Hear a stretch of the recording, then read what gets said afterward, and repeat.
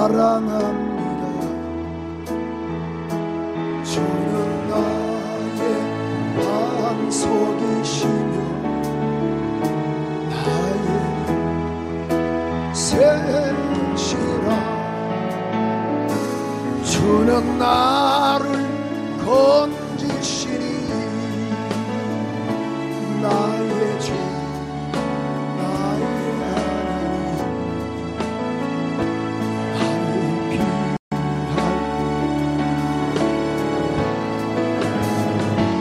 나의 우리 한번 두 손 높이 들고 나의 하나님 나의 하나님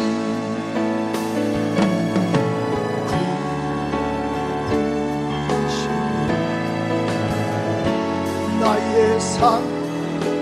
또 우리 한번 사모하는 마음으로 성가대도 나의 하나님 나의 하나님 그러나요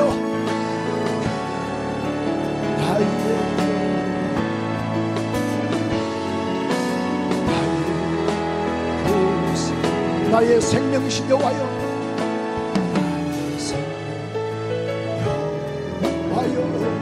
내가 주님을 정말이시죠? 유아실도 2층도 나의 지시라. 주는 나를 이끄시어 주의 길 인도하시고 나의 새 목자 되시고 내가 가는 다섯들이 한번 두 손 높이 들고 나의 2층도 우리 유아실도 나의 하나님 생명의 멜류가로 내게 씌워주세요. 내게 씌우소서. 나의 하나님 나의 아멘 아멘 나의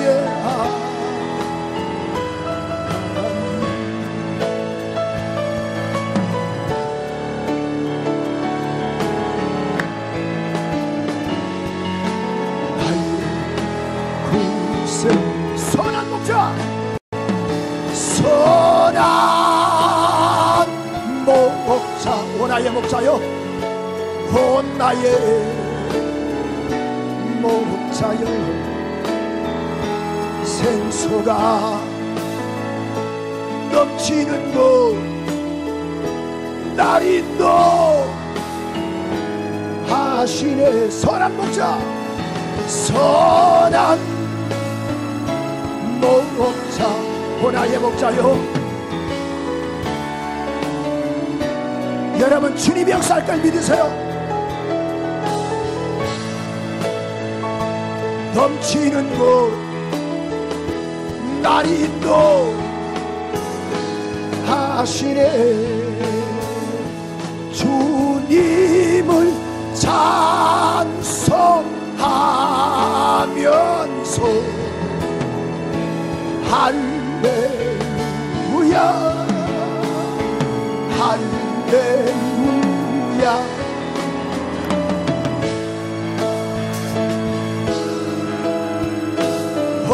번대로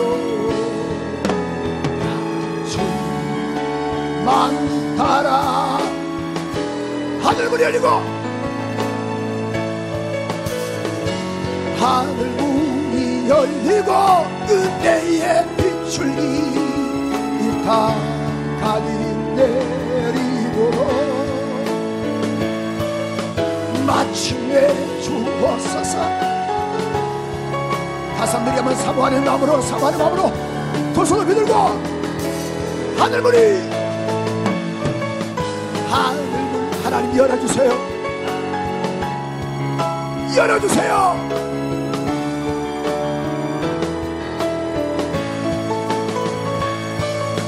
마침내 주옵소서. 은혜를 주니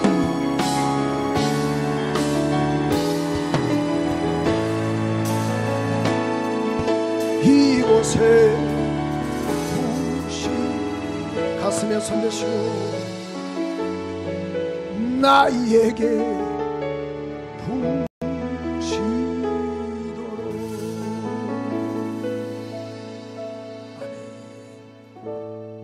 주님을 사랑하시면 아멘 합시다. 오늘 특별히 3부 예배 참여한 우리 모두에게 주 예수의 은혜와 축복이 함께 하시기를 소원합니다. 우리 또 1부 예배 드리고 봉사하시는 겨누리 중직자들, 또 2부 예배 드리고 또 헌신하는 우리 겨누리 사랑하는 겨누리 교우들, 또 5층에서 예배 드리는 우리 교환 교회학교 또 교사들, 어린 신명들, 4층에서 예배 드리는 우리 교환 유치부 아이들, 또 교사들, 또 3층에서 예배 준비하는 우리 학생들, 또 오늘 2층에서 봉사하는 우리 봉사팀들, 또 오늘 여기에 참여한 우리 모든 3부 예배에 참여한 우리 모두에게 주 예수의 은혜와 축복이 함께 하시기를 주님의 이름으로 축원합니다. 23살에 이 혼자 되신 그런 그 홀로 되신 그 어머니로서 그 유복녀란 말은 아버지를 보지 못하고 그런 그 태어난 아이를 말하죠. 그 여자아이를 아주 열심히 홀로 되신 그 어머니가 길렀습니다. 먹을 것 먹지 않고 입을 것 입지 않고 정말 철저히 하나님만 의지하면서 그 아이를 잘 길러서 그 딸아이를 유학을 보냈습니다.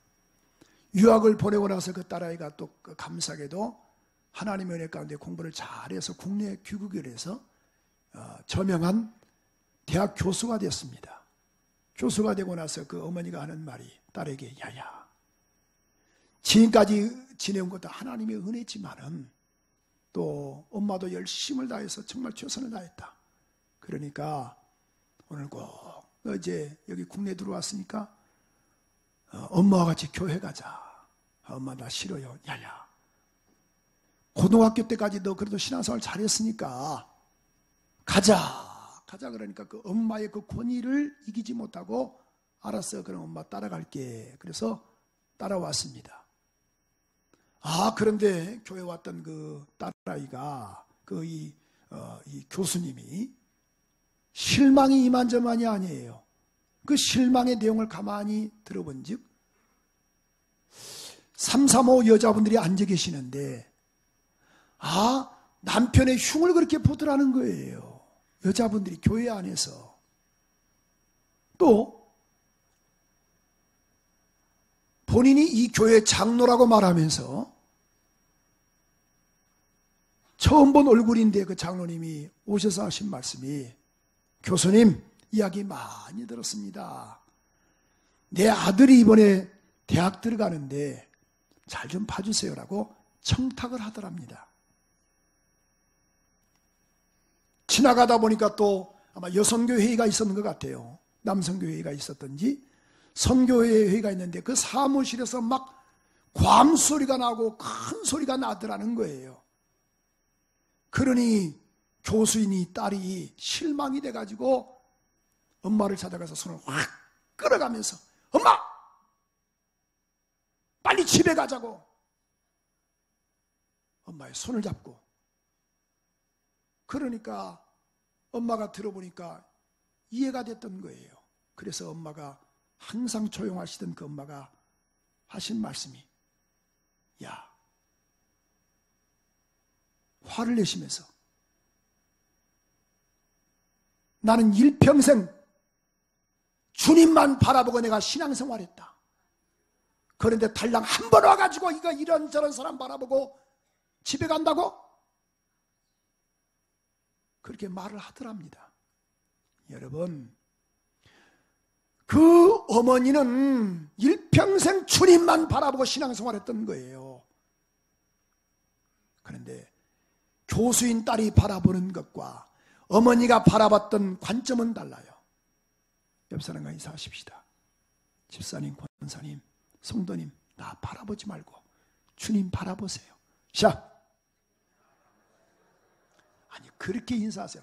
주님만 바라보세요. 그게 아니고 분명히 제가 말씀드렸잖아요. 그 성도님 줄 모르고 그냥 저 바라보지 말고 주님만 바라보세요. 자, 한번 저 바라보지 말고 주님만 바라보고 신앙생활 하세요. 시작.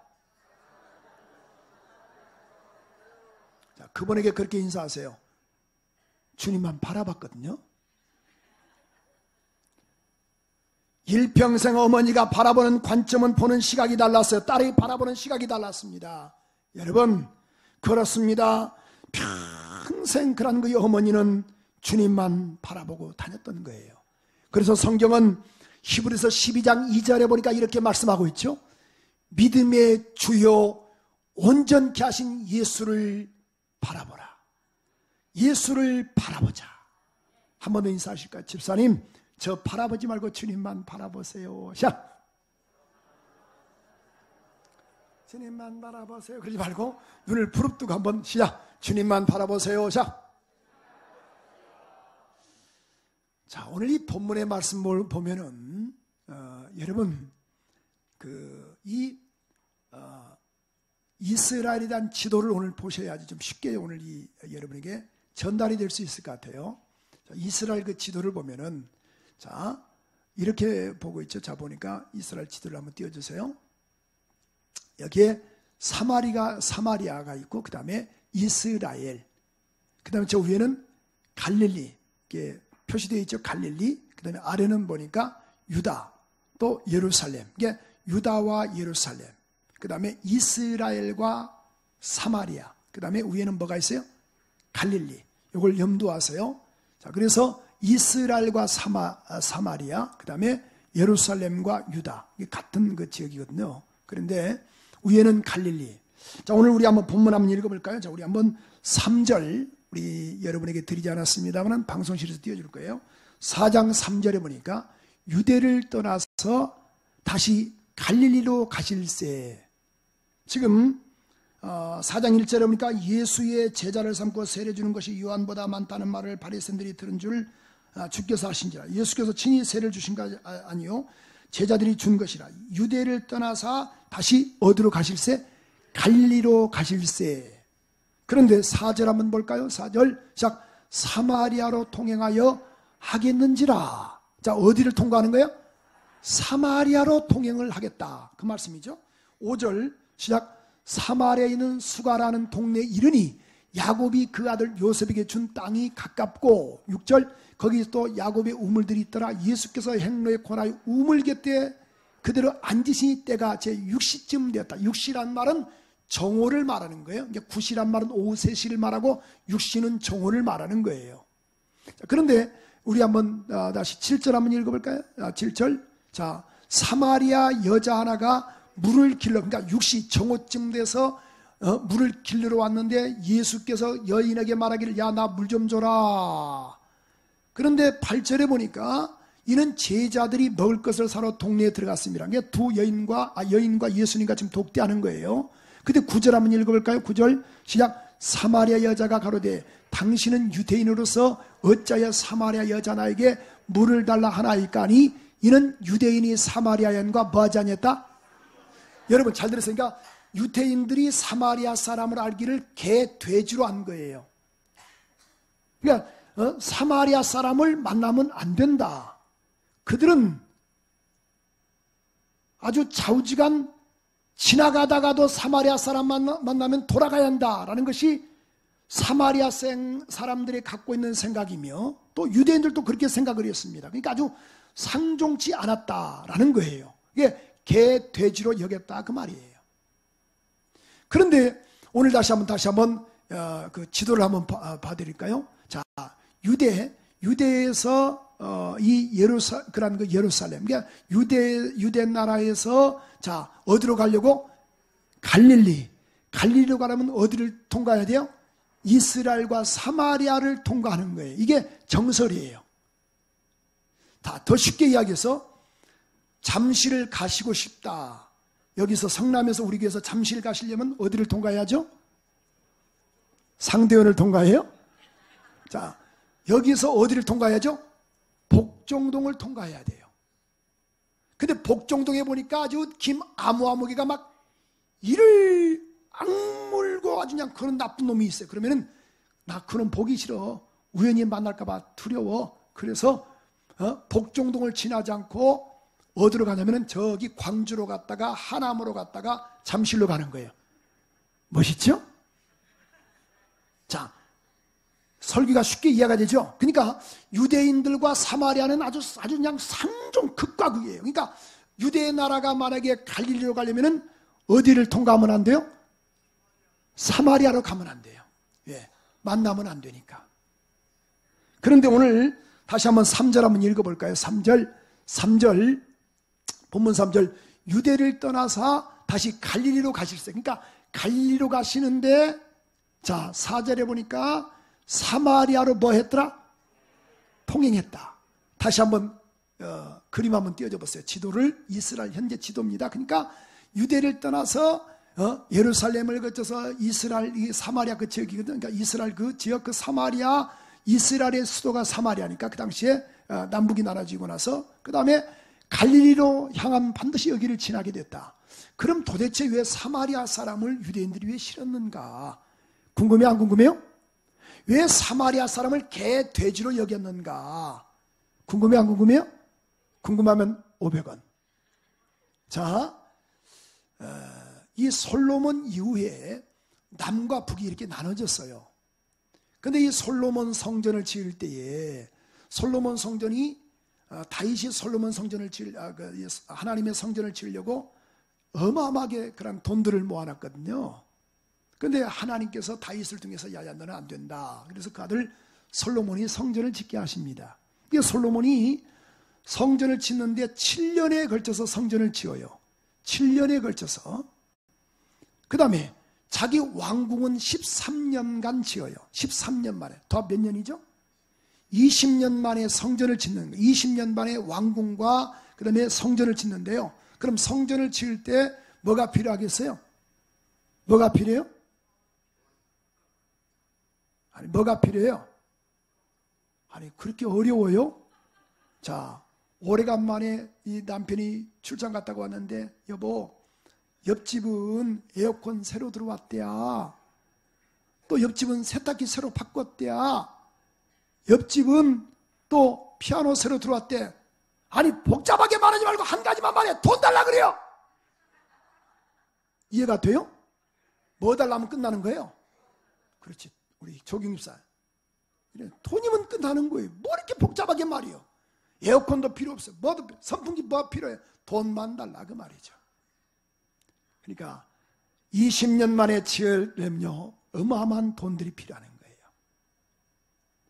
그런데 제가 우리 오늘 2부 예배 때 우리 박 목사 보러 이거 좀 도대체 솔로몬이 지었던 돈들이 성전을 지었을 때 왕궁 지었을 때에 필요했던 그런 이 돈들이 얼마나 들었는가 한번 우리 한국 돈으로 환산 좀 해봐라. 그렇게 해서 뽑아왔더니만은 이렇게 뽑아왔어요. 자, 이 당시에 그런 그 성전을 지을 때에 금 한 달란트가 약 34kg예요. 그러면은 금이 얼마나 들어갔냐면은 10만 달란트. 자, 이 계산이 잘 안 되시지요. 10달란트도 아니고 10만 달란트면 얼마냐면은 자, 우리 보통 이삿짐 센터를 우리가 할 때 보통 몇 톤 차죠? 몇 톤 쓰는 거예요? 이삿짐 센터 조그맣게 이렇게 뭐 차량 운반할 때 1톤이에요. 1톤이면은 10만 달란트면요 3,400톤. 그러니까 3,400대가 움직여줘야 돼요. 아버지 모두가 너 놀래게 하소서. 아니 금을 실은 걸 황금을 실은 것을 3,400대가 움직인단 말이에요. 아니 여러분 뭘 가지고 놀라세요? 34대가 아니고 3,400대가 움직여야 돼. 그런 1톤 트럭이 그게 금으로 막 가득가득 쌓인 것이. 은은 그래서 100달란트. 그래서 그러면은 이 금을 환산해 보니까 우리 한국 돈으로 약 2,700조예요. 이렇게 감각이 없을 줄 알았어요. 2,700만 원이 아니고 2,700조. 그러니까 1톤 트럭 차에 3,400대가 움직이는 거예요. 뭘 실어가지고? 전체를 다 금으로 도배한 거예요. 그러니 은은 1,100조, 약 3,800조가 들어간 거예요. 그럼 그 많은 돈이 어디서 나왔겠어요? 세금을 막 끄집어내겠지요. 그러나 백성들은 원성이 이만저만이겠어 아니겠어요? 거품을 모는 거예요. 솔로몬 아들이 왕을 이어갔습니다. 르호보암인데, 그런데 이 여로보암과 그런 그 일부 백성들이 르호보암께 이렇게 말합니다. 너무 힘듭니다.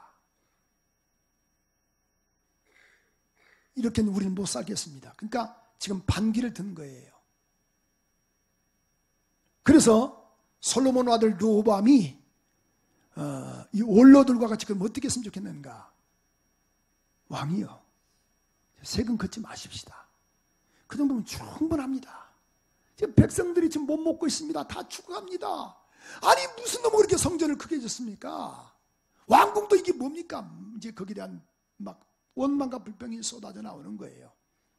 그런데 르호보암의 또 신복들, 젊은 친구들, 소년들은 하는 말이, 왕이여, 아닙니다. 이때일수록 막 허리띠를 더 좌매고 막 뽑아내야 합니다. 근데 그 말을 들어보니까 일리가 있어요, 없어요? 있어요. 그래서 성경은 이 열왕기상 12장 14절에 보면 정말 이런 말씀이 있어요. 소년의 가르침을 쫓아 저희에게 고하여 가로되 내 부치는 너희에게 멍에를 무겁게 하였으나 나는 너희의 멍에를 가볍게 하는 것이 아니고 너희의 멍에를 어떻게 한다? 더욱 무겁게 할지니라. 내 부치는 채찍으로 너희를 징치했다, 다스렸다. 그러나 나는 뭘로 다스린다? 이게 아들은 더 나쁜 놈이에요, 이것. 그러니까 여로보암이 그의 10개 지파를 대동을 해서 그다음에 반기를 듭니다. 그때 도망간 것이 뭐냐면 그때로 10개 지파를 여로보암을 그래서 북쪽 이스라엘로 가는 거예요. 이게 남쪽 유다는 12개 지파 가운데서 유다와 베냐민만 남았어요. 그런데 나머지 10개 지파는 그런 여로보암을 중심으로 해서 북쪽으로 이민을 갔어요. 자리를 옮겼어요. 그래서 북쪽 이스라엘 어디를 수도로 삼았느냐? 사마리아를 수도로 삼았어요. 남쪽 유다는 어디를 수도로 삼았어요? 예루살렘을 수도로 삼았어요. 근데 하나님의 성전은 어디 있죠? 예루살렘에 있어요. 근데 문제가 뭐예요? 자, 1년에 한 번씩이라든가 또 제사를 지내려면 반드시 백성들은 어디로 가야 돼요? 예루살렘으로 와야 돼요. 그러다 보니까 여로보암이 어떤 정책을 폈냐면은 북쪽 이스라엘에다가 이 북쪽 이스라엘 그런 사마리아 인근에다가 베델과 단 쪽에다가 뭘 세웠냐면은 송아지를 세운 거예요. 야야, 그 예루살렘 갈 필요 없다. 여기다가 우리가 우리의 이 신을 섬기자라고 해가지고 신상을 만들었어요. 우리 한번 열왕기상 12장 27절 29절에 한번 읽어볼까요? 이 말씀 보면은, 자, 우리 한번 읽어볼까요? 시작. 만일 이 백성이 예루살렘에 있는 여호와의 절에 제사를 드리고자 하여 올라가면 이 백성의 마음이 유다 왕 된 주 르호보암에게 돌아가서 나를 죽여 유다 왕 르호보암에게 돌아가리라. 이게 그 다음에 시작. 이에 계획하고 두 금송아지를 만들고 무리에게 말하기를 너희는 다시는 예루살렘으로 올라갈 것이 없도다. 이스라엘아, 이는 너희에게 애굽 땅에서 인도에 올린 너희의 신이다. 여로보암이 아주 머리를 잘 썼어요, 안 썼어요? 잘 썼습니다. 그런데 자, 북쪽 이스라엘이 사마리아를 수도로 삼았지만은 이스라엘이 어디에 멸망되냐면 아수르에게 멸망을 당합니다. 아시리아에게 멸망을 당하는데 이 아시리아에게 멸망당한 이들이, 자 보세요, 북쪽 사마리아를 점령하면서 그들의 남자들 다 사마리아로 이주를 시켜버립니다. 자, 이주시켜가지고 지금 사마리아에 있는 그런 순수한 혈통인 그런 원래 하나님을 섬겼던 그 여자들과 같이 뭐 하게 하냐면 결혼을 하게 됩니다. 결혼하니까 자, 지금 이방 나라와 사마리아 사람과 같이 결혼하게 되니까 거기에 난 아이가 우리가 뭐라고 말하죠? 그렇죠. 혼혈아라고 말하는 거예요. 그러니까 남쪽 유다는 두 개 지파지만 순수하게 혈통을 이어갔어요. 그래서 예수 그리스도까지 오게 하십니다. 이게 남쪽 유다가 저 북쪽 사마리아 사람 보면은 이들은 무슨 놈이에요? 어떤 사람이죠? 그렇죠. 아주 리액션이 강하세요. 그렇죠. 아주 나쁜 놈들이죠. 개, 돼지죠. 아주 이 사람들은 상종할 사람들이 아니지요. 서민층이죠. 그러나 순수한 우리들은 혈통을 가졌다라고 보는 거예요. 오늘 이 본문의 말씀 보니까 바로 이 말씀이에요. 그러니까 예수님은 뭐예요? 사마리아 성으로 일부러 가신 거예요. 돌아가지 아니하시고, 마치 우리가 잠시를 가려면 아까 그랬다 그랬잖아요. 복종동을 통과해야 하는데 만약에 내가 여기 복종동 가기 싫다 그러면은 광주를 넘어서 하남으로 해가지고 돌아갈 수 있지만은 예수님은 이것을 통과하신 거예요. 그때 야곱이 우물가에 앉아서 거기 기다리고 계시는 거예요. 그때 말하는 그 여인이 와서 여인이 물을 길러러 왔는데 그 여인에게 뭐라고 말씀하십니까? 야야, 나 물 좀 달라. 깜짝 놀랐어요. 9절은 이렇게 말씀하고 있습니다. 9절 시작. 자, 사마리아 여자가 가로되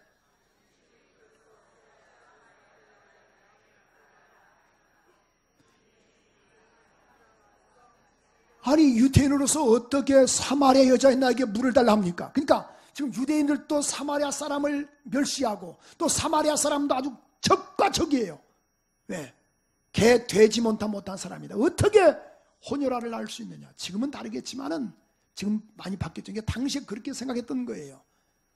순수한 혈통이다 라고 생각을 했어요. 그러니까 아주 상종치 않았다 이렇게 말씀을 했어요. 근데 어떻게 주님이 나에게 이렇게 말씀할 수 있습니까? 어떻게 나에게 당신 유대인으로서 나에게 이렇게 말할 수 있겠습니까? 근데 10절은 이렇게 말씀하고 있죠. 자, 야, 네가 만일 하나님의 선물과 또 내게 물을 달라는 이가 누군지 알았다면 그에게 구하였을 것이다. 그가 생수를 내게 주었을 것이다 라고 이렇게 말씀하시죠. 그 여자가 이렇게 말합니다. 주여, 여기 물 그릇도 없고 우물은 깊은데 어디서 생수를 얻을 수 있겠습니까? 일반 물은 얻을 수 있겠지만은 그때 이렇게 말씀하시죠. 이 물을 먹는 자마다 다 목마르거냐. 내가 주는 물은 영원히 목마르지 아니하리라. 그 속에서 영원한 샘물이 솟아나리라. 영생하도록 14절은 이렇게 말씀하고 있지 않습니까? 그래서 나의 주는 물은 그 속에서 영생하도록 솟아나는 샘물이 되리라. 그랬더니만은 그 여자가 하는 말이 주여 나에게도 이런 물 좀 주세요. 그랬더니 주님이 하신 말씀, 야야 내 남편 좀 데리고 와봐라. 내 남편을 데리고 와라. 그랬더니만은 그 여자가 이렇게 말하죠. 주여 내 남편은 없나이다. 근데 예수님이 이렇게 말씀하세요. 맞다. 지금 있는 내 남편도 내가 5명에까지 남편이 있었지만은 6째 있는 남편도 내 남편이 아니다 라고 이렇게 말씀하세요. 여러분 모두가 다 이 남편에 대한 로망들이 있어요. 좋은 그런 거 내가 남편 만나야지. 아니 백마탄 왕자 내가 만나야지. 그런 로망이 있을 것 아니냐 그 말이죠. 살다 보니까. 그런데 보세요. 이 여인은 무려 성경은 이렇게 표현하고 있습니다. 17절에 보니까 16절에 보니까 이 여자가 가라사대 내 남편을 불러오라. 17절에 보니까 여자가 가로되 나는 남편이 없나이다. 예수께서 가라사대 내 남편이 없다 하는 말이 옳도다. 18절 한번 읽어볼까요? 같이 시작. 내가 남편인. 자, 몇 명이 있었어요? 5이 있었지만은 지금 있는 내 남편도 내 남편이 아니다. 이게 6번째까지 지금 있는 거예요. 아니 이란 여인이 보니까 자보세요. 이 남편 저 남편 얻어봤지만은 별로 효과를 못 봤다 그 말이에요. 그럼 이 여자는 어떤 여자였던가요? 자보세요. 물을 길러러 왔다는 것은 그는 어떠한 상류층의 여자가 아닙니다. 성경에서 보면은 그런 가난한 혼인자집 때 뭐가 없었습니까? 포도주가 떨어졌습니다. 근데 예수의 어머니가 그 예수에게 이렇게 말씀하시죠. 야, 이 집에 포도주가 없다 한다. 여자에 나와 무슨 상관이 있나이까? 그런데 보니까 예수의 어머니가 그 하인들에게 이렇게 말하죠. 주님이 무슨 말씀을 하시던가 너희들은 그대로 순종하라. 그래서 예수님께서 그런 물 항아리에 가득 채우라고 말씀하지 않습니까? 성경은 요한복음 2장 2장 9절에 보니까 그래서 예수님께서 그런 이 물로 된 그런 이 물을 포도주로 바꾼 사건을 말 수가 있어요. 2장 9절 한번 읽어볼까요? 시작. 연회장은 물로 된 포도주를 맛보고 어디서 났는지 알지 못하되 물도온 누구는 알더라? 물도온 누구는 알더라? 그럼 이 5명의 남자를 그런 그 남편을 바꿨고 6번째까지 살고 있는 이 여자는 분명히 상류층은 아니다라는 거예요. 이 여인은 하녀, 지지리도 부모로부터 가난만 물려받았어요. 좀 좋은 남자 만나서 한번 인생에 한번 펴보려고 했지만은 이것도 되지 않았습니다. 무려 5명까지 다 바꾸고 6번째도 지금 바꿨지만은 나는 남편이 없나이다. 오늘 그 여인이 이렇게 말하죠. 분명히 말씀하고 이렇게 말씀하고 있지 않습니까? 16절에 보니까 야 내 남편을 불러오라. 17절에 보니까 여자가 대답하여 가로되 나는 남편이 있다 없다? 나는 남편 없습니다. 맞다. 네가 남편이 없다는 말이 옳도다. 6번째까지 있었던 남편도 지금 남편이 아니에요. 여러분 이 땅에 살다 보니까 무엇으로 좀 만족하려고 하는데 그 만족감이 다 합니까? 그렇지 않습니다. 목사님 저는요 자녀에게 내가 올인했습니다. 자녀가 공부를 잘해옵니다. 막 등수를 그런 1등을 가지고 왔어요. 100점 만점에 100점 그런 그 100점을 가지고 왔어요. 그럼 너무너무 감사해요. 근데 보니까 다음날 80으로 떨어졌어요. 그럼 이놈 막 이런 CBS, KBS, SBS가 또 나오죠. 성적이라는 것은요 올랐다 내려갔다 그렇게 하는 거예요. 사업도 또 잘 되다가 또 순간에 보니까 또 무너졌습니다. 그럼 남편이 또 미운 거예요. 그렇게 잘 될 때는 우리 남편 했는데 어려움 당하니까 남편은 온데간데 없습니다. 자, 오늘 어떠한 문화 문명으로 인하여 우리의 만족감을 줄 수가 없어요. 그래서 예수님은 이렇게 분명히 말씀하고 있습니다. 요한복음 7장 38절은 이렇게 말씀하고 있는데 나를 믿는 자는 성경의 이름같이 그 배에서 생수의 강이 흘러나리라. 주님만이 영원한 샘물이 된 걸 믿으시길 바랍니다. 여러분 이 땅에 사는 동안에 영원한 샘물은 없어요. 남편이 샘물 같아요? 부인이 샘물 같아요? 자녀가 샘물 같습니까? 아닙니다. 나는 이 사업이 나는 영원한 샘물이다? 아닙니다. 사업 무너지면 다 순간에 다 무너집니다. 어떤 분은 저는요 바닷가 갔다 오면 막 저는 막 그냥 너무너무 좋습니다. 야, 바닷가가 내 샘물입니다. 그런데 보십시오. 다음날 바닷가도 하루 이틀이지. 저는 산장이 너무너무 좋습니다. 산장도 하루 이틀이지. 옆 사람과 인사하세요. 그렇군요. 그래서 복음성가 1장에 보면 그런 찬송 있잖아요. 저 푸른 초원위에 그림 같은 집을 짓고. 여러분 저 푸른 초원위에 그림 같은 집을 하나 지어가지고 무슨 재미로 살겠어요? 거기 강도 위험이 있습니다. 아차하면 큰일 납니다. 그래서 저는 보니까 이런 사람들이 많은 것이 좋은 것 같아요. 예. 마음껏 가서 먹을 수 있는 것도 있고 달랑 저 산속에 들어가서 혼자 무슨 재미로 살겠어요? 기도하는 것 외에는 별로 그렇게 묘미가 없어요. 오늘 이 여인 보십시오. 어떻든 간에 자이건 타이든 간에 어떤 간에 지금 6명까지 남자를 가렸지만은 간에 기쁨이 없더라는 거예요. 나 남편 없습니다. 오늘 주님만이 영원한 여러분의 샘물이 되기를 소원합니다. 어떤 분은 관광을 통해서 막 희열을 느껴요. 24시간 어떻게 관광할 수 있겠어요? 반드시 어떤 분은 먹는 것으로 또 막 희열을 느끼죠. 저는 개인적으로요, 막 어디 먹으러 가는 것, 멀리 가는 것, 난 정말 그렇게 좋아하는 목사가 아니에요. 막 어디 구경 간다. 뭐 도대체 왜 구경 가려고 할까? 물론 구경 감으로 인하여 좋죠. 근데 그건 극히 일부분이다 그 말이죠. 그래서 우리 안에서 주님이 정말 영원한 샘물이 되어서 주님으로 기뻐하는 이러한 은혜가 있기를 소원합니다. 그래서 이 빌립보서 3장 5절에서 8절에 보니까 사도 바울이 이런 고백을 했어요. 어떤 고백이었습니까? 그의 고백이 빌립보서 3장 5절에서 8절에 보니까 그가 이 주님 만나고 나서 내가 8일 만에 할례를 받고 이스라엘 족속의 베냐민 지파여 히브리인 중에 히브리인이요 율법으로는 바리새인이다. 열심으로 교회를 핍박했다. 율법으로는 흠이 없다. 그러나 무엇인지 내게 유익하던 모든 것을 내가 그리스도를 위하여, 따라서 그리스도를 위하여 다 해로 여겼다. 그래서 8절에 보니까 내 주 그리스도 예수를 아는 지식이 가장 고상함을 인함이라. 내가 그를 위하여 모든 것을 잃어버리고 주님을 얻었다라는 거예요. 아멘. 근데 우리 주님을 모셨음에도 불구하고 세상 것으로 가고 있으니 이게 어찌된 일입니까? 옆 사람과 인사하십시다. 이건 아니되옵나이다. 아니 주님이 영원한 샘물이 아니에요? 아니 주님으로 인해 막 기뻐했다가 별로 은혜가 떨어지니까 또 세상으로 또 나가는 거예요. 여러분 정말 영원한 샘물 대신 주님으로 기뻐하세요. 주님으로 기뻐하세요. 배설물로 다 여겼다라는 거예요. 그런 말이 있잖아요. 어떤 부자가 정말 어렵게 해서 막 이 금은보화를 다 모았습니다. 큰 돈도 많이 먹고 그냥 큰 집도 이런 그 대고를 또 이렇게 또 구입을 하고 아주 호화롭게 살았습니다. 그런데 하나님께서 야야 이제 너 죽을 준비해라.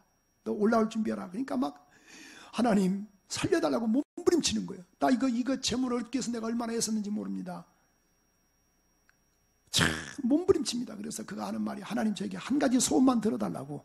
그래서 무슨 소원이냐. 그러니까 저요 주님 나라 갈 때 꼭 내가 큰 가방 하나만 가져가게 해달라고. 아 그래요? 알았다. 그거 어렵지 않다. 그거 해라. 그래서 큰 가방을 구입해가지고 거기다가 모든 부동산 다 팔아가지고 황금으로 만들었어요.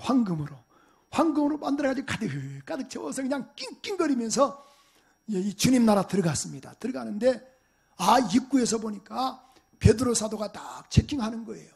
그래서 다 이름 불러가면서 근데 보니까 낑낑거리면서 오는데 야야 이거 뭐냐? 그랬더만 다 열으면서 하나님이 말씀하셔서 제가 이거 어떻든 간에 하나만 갖고 와라 해서 여기 내가 다 황금으로 내가 이렇게 해서 해가지고 내가 갖고 왔습니다. 그랬더니만은 야 이거 봐라 얘 보도블록을 왜 갖고 왔느냐?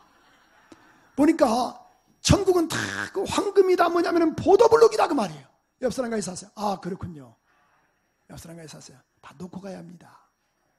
이 땅에서 금도 좋고 은도 좋잖아요. 그러나 계시록을 읽어보십시오. 다 화천하지 않습니까? 오늘 이러한 은혜가 있어서 주님으로 만족하는 이러한 복된 은혜가 있기를 소원합니다. 솔로몬이 어린 나이에 그가 왕이 됐어요. 그래서 그가 1,000번제를 드리고 나서 하나님께서 말씀하시죠. 내가 너에게 뭐다 해주기를 원하느냐? 주여 백성들을 치료할 수 있는 지혜를 주세요. 다스릴 수 있는 지혜를 주셔서 재판을 잘할 수 있는 지혜를 달라고. 그런데 주님께서 그 지혜를 주시죠. 그래서 열왕기상 10장 24절에 보니까 솔로몬의 마음에 주신 지혜를 주셨는데 그 사람들이 지혜를 듣고 그의 얼굴을 보기 위하여 금과 은을 다 가지고 오는 거예요. 그런데 이 솔로몬이 뭐예요? 그 은과 금이 얼마나 많았냐면은 성경은 27절에 보니까 이렇게 말씀하고 있습니다. 왕이 예루살렘의 은을 뭐처럼 돌같이 여겼다. 그 백향목같이 성막을 만들었던 백향목을 평지뽕나무처럼 많게 했다라고 말씀을 했어요. 근데 솔로몬이 어땠습니까? 부와 명예를 다 누렸던 그가 열왕기상 11장 3절에 보니까 그가 부인이 700명이요. 그가 첩이 300명. 그러니까 무려 1000명의 이 부인과 첩을 둔 거예요. 1000명을. 여러분 오늘은 이방 내린 저방 가도요 3년을 이방 저방 다녀야 돼요. 이런 복을 누린 사람이 솔로몬이에요. 근데 그가 죽을 때 다 이렇게 표현하고 있습니다. 죽을 때 그의 삶이 보십시오. 전도서 1장 2절 3절에 보면은 이 솔로몬이 이렇게 말씀하고 있는데 그가 전도서 1장 2절 3절에 보니까 그의 생애 이렇게 말하고 있죠. 솔로몬이 말하기를 전도자가 가로되 이 전도자란 말은 자기 자신을 말하는 거예요. 따라서 합시다. 헛되고 헛되며 헛되니 모든 것이 뭐하도다 헛되도다. 여러분 우리 유치원생이 하는 말이 엄마 인생이 너무 힘들어 사는 것이 헛돼. 그러면은 귓방망이 맞아야 돼요. 근데 70, 80 먹으신 분이 인생은 헛되다. 오늘 우리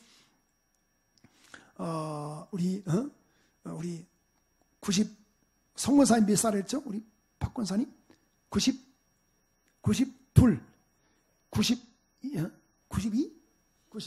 근데 93세는 우리 박권사님이 더 잘 알지 다른 사람이 더 잘 알겠어요? 딸이 더 잘 알겠죠?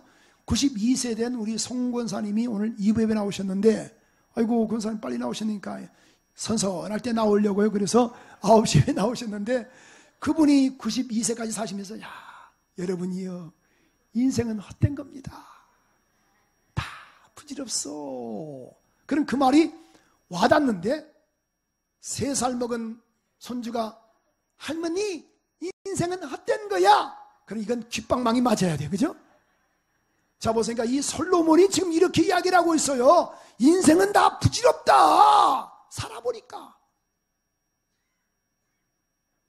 그래서 그의 삶이 어땠습니까? 2장 3절에 보니까 그는 전도서 2장 3절에 보니까 그가 자 우리 술로 내 마음이 궁구하기를 내가 어떻게 하여 내 마음의 지혜로 다스림을 받으면서 술로 내 육신을 즐겁게 할까? 또 이렇게 어떻게 하여 어리석음을 취하여 천하 인생의 종신토록 생활하며 어떤 것이 쾌락인지 알까요? 그러니까 술로 인생을 누렸다라는 거예요.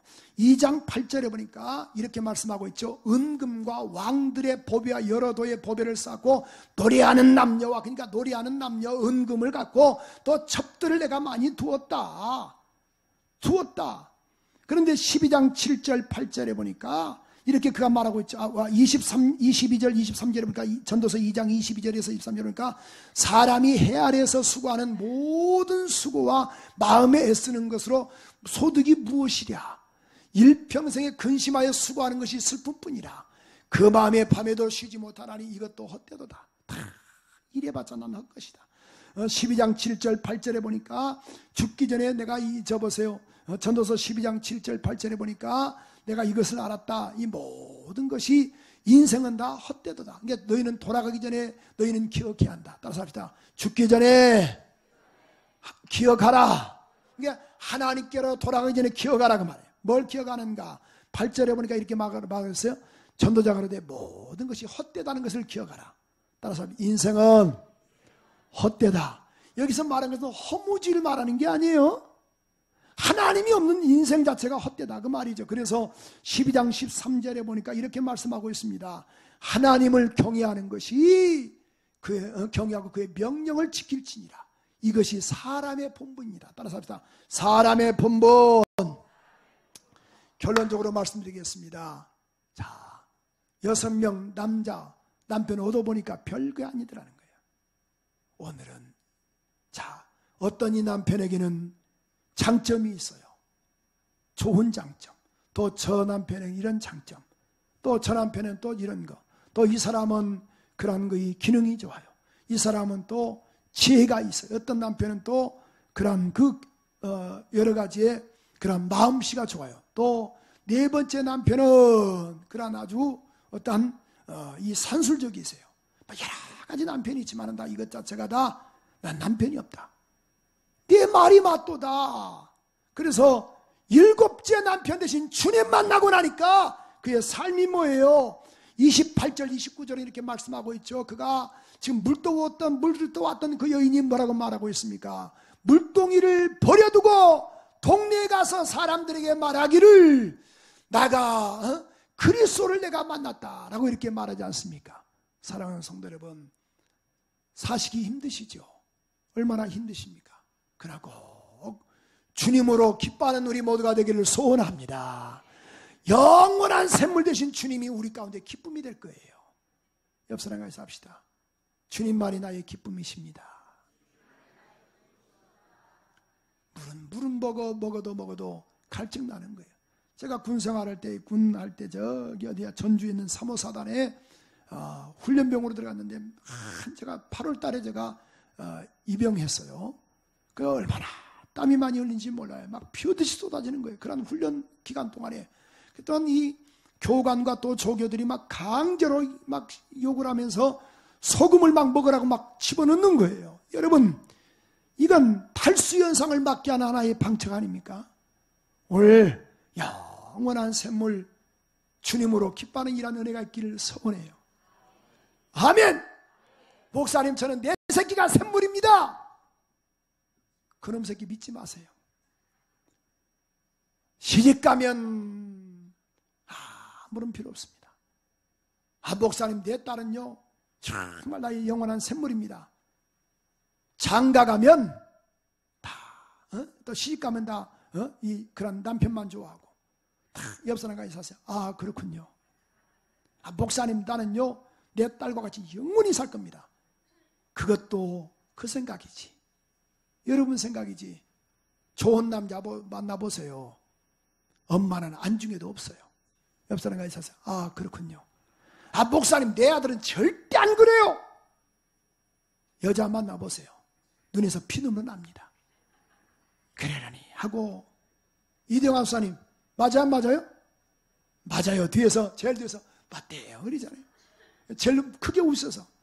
이대왕 수사님이 세환이 하나밖에 없어요. 그래서 군대 갈 때도 울었다더라고. 울고. 정집사님은 더 울으시고. 이대왕 수사님 얼마나. 근데 보세요.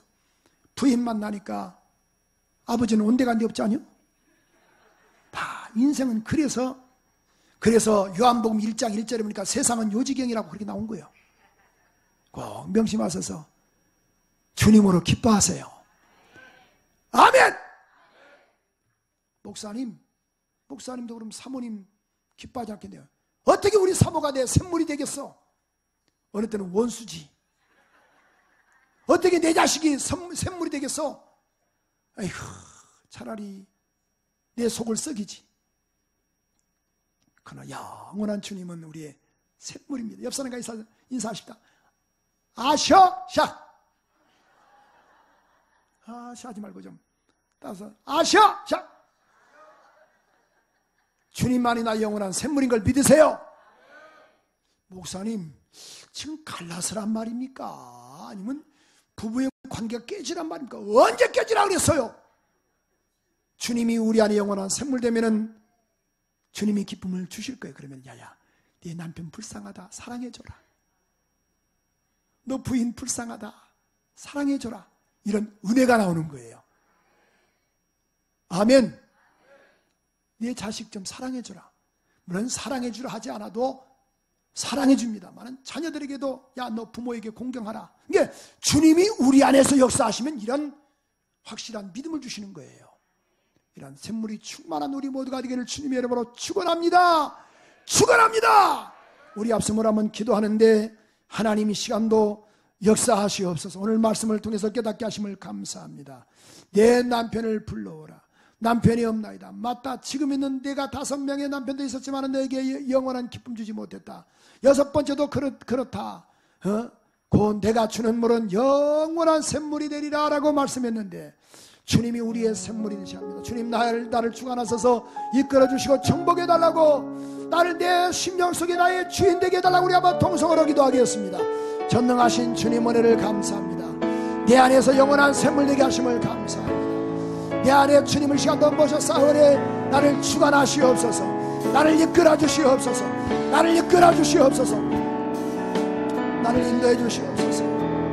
고마우신 하나님, 오늘 또 말씀을 통해서 깨닫게 하심을 감사합니다. 환경 바라보지 않게 하소서. 주님만이 다 영원한 샘물이십니다. 주님만이 다 영원한 샘물이십니다. 은혜 베풀어 주시옵소서. 은혜 베풀어 주소서. 오 주님 감사합니다. 주님 감사합니다.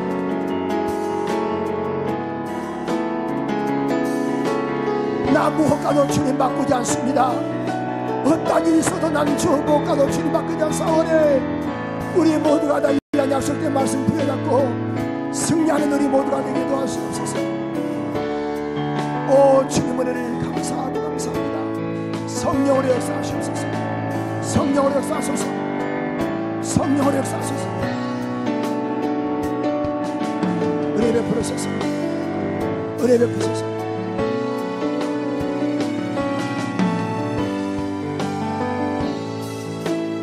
가슴에 손대세요. 여러분, 남편을 6번째 바꿨던 여인 보십시오. 너 남편 데리고 와라. 다 없습니다. 누구는 좀 팔자 펴고 싶은 마음이 없었겠어. 그러나 다른 거 다 포기해도 주님만 포기하지 맙시다. 주님만 포기하지 맙시다. 그분이 여러분에게 영원한 샘물 되십니다. 목사님, 저는 지금 어렵습니다. 가정도 어렵고 물질도 어렵습니다. 알고 있습니다. 주님 아십니다. 그러나 주님이 안 계신 것은 더 피폐해지고 더 어려운 것입니다. 주님 모심으로 인하여 어려운 난관에서 등 이길 수 있는 거예요. 고마우신 하나님,